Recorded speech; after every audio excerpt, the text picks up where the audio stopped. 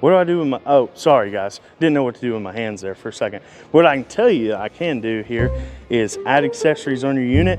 What it is we have a Super ATV 2,500 pound winch, and that is it's Super ATV Black Ops. It's got a synthetic rope on it. It's one of my personal favorite winches. It's a winch that we install on, I would say, 95% of our units. Another thing is we have skid plates and boot guards and skid plates. They are meant for like sliding over rocks. If you got stobs, tree stumps, anything in the woods that's gonna maybe catch your A-arm guards or anything like that, it's going to help you get over those. Now, another thing, what we have here is wheels and tires. This is a very, very good investment.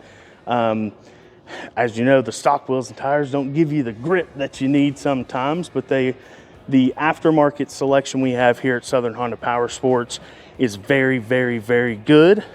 We can pretty much get whatever tire or wheel selection you would like for your machine.